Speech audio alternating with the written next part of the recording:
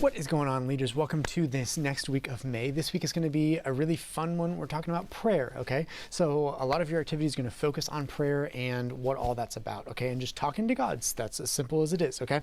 So we're going to go through the Living on a Prayer, the model prayer story found in Luke 11. And our bottom line is simple: practice praying to God. Practice praying to God. Just like we're practicing with the 5K, we're also practicing praying, okay? And the more that we practice, the better we get at it. So let's jump right in. This first one, you'll have a little fidget spinner, or like basically one of these little spinner things over here. And what they're going to do is go ahead and just greet them as they arrive. Go ahead and do some handstand before this, and then instruct the kid with the fidget spinner to call out some sort of movement that the other kids have to do, okay? So it could be like jumping jacks or something like that, push-ups, whatever. And then they'll do the spinner, and they'll have to do the push-ups or jumping jacks or whatever it is for as long as the spinner is spinning, okay? And that's just for the fun opening activity for them to really get their energy working and stuff like that. This next one, you'll have two different kinds of sheets. Each kid will get one of these, okay? And then you'll have one of these to example. And these are basically, what do you call it?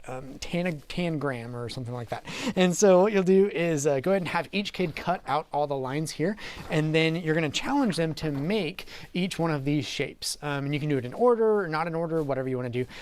But go ahead and have them challenged to make those and see if they can.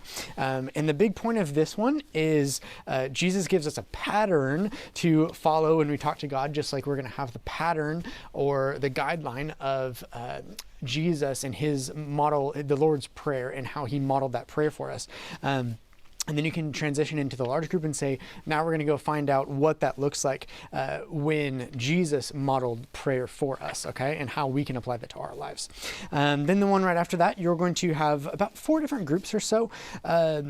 Like split your kids up into 4 different groups, and then you're going to have a Bible and some just regular plain paper for each of those groups. And then what you're going to do is go ahead and have them open up to Luke 11, 1 through 4, which is what we went through the Bible story, and then direct each group to write down their phrase at the top of the piece of paper. Phrase number 1 or group number 1 will have something like tell God that he's awesome, based on Luke 1, 2. Phase 2 or group 2 will be based on the 11:3, ask for what you need. The next one, seek forgiveness, and the next one, ask for help to do the right thing. And so go ahead and have them write those phrases, which are on your curriculum, at the top of their piece of paper. And then what you're going to do is go ahead and ask the different groups how they would answer these different questions. And so you'll have different questions on there, one for each group. So like, for instance, the group 1 says, how would you tell God that he's awesome? And what would you say to let him know how great he is? And then have that group talk with each other about the answer to that question, and then write those things down on that piece of paper, okay? Then they can also write down that in prayer form, if you will, on that piece of paper. And then you'll kind of gather all those papers up and then pray using some of those examples that the kids brought up with it, okay? Or if you have the older kids, have the older kids go ahead and take the initiative and pray and do it themselves, okay? I think this is going to be a really fun one. Okay, this next one, you're going to play freeze tag. And you're going to play freeze tag with some emojis. And so each kid will get one of these emojis. One of these 4, doesn't matter, just kind of mix them up and make it go crazy. Then what they're going to do is they're going to play freeze tag, and for someone like Carrie and Ryan's group, maybe y'all can go outside because you'll have such a big group of boys that are just too crazy to do this inside. So feel free to go down to that little Awana square that's right outside that outside door. Okay, I'm going to permit you guys to go ahead and do that if you need that extra space. Any of the other groups, just let me know if you want to do that. I know the 2nd and 3rd grade boys, that's a huge group, and so that would probably be a good one to bring down there.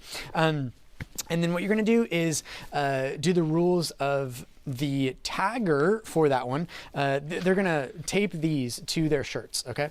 And so the tagger, you'll pick 1 or 2 taggers or whatever for that round, and the tagger for that round will have their emoji too.